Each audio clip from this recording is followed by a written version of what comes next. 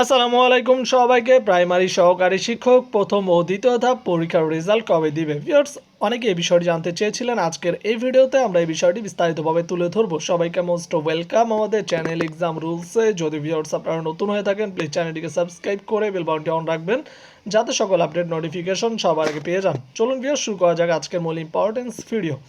Viewers, আপনারা জানেন আজকে কিছুক্ষণ আগে আপনাদের প্রাইমারি সহকারী শিক্ষক প্রথম ধাপ এবং দ্বিতীয় ধাপের পরীক্ষা শেষ হয়েছে, এবং পরীক্ষা শেষ হওয়ার পরে অনেকের কাছে কয়েকটা কোশ্চেন ঘুরপাক খায়। এক হচ্ছে ভিউয়ার্স, প্রশ্ন কেমন ছিল, প্রশ্নের মান কেমন ছিল, প্লাস হচ্ছে কাটমার্ক কত হতে পারে, রেজাল্ট কবে দিবে। তো আজকে আমরা সবার ফার্স্টে ভিউয়ার্স আমাদের ভিডিও ইউটিউব চ্যানেলে আমরা কাটমার্ক বিষয়টা গুরুত্বপূর্ণ ভিডিও আপলোড করেছি, সেটা অবশ্যই দেখবেন।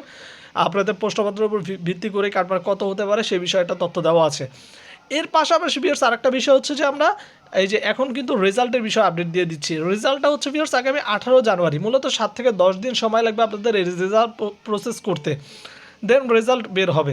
এখন অনেকেই দুর্নীতি বিষয় বলতেছেন যে প্রাইমারিতে কীরকম দুর্নীতি হতে পারে ভাই।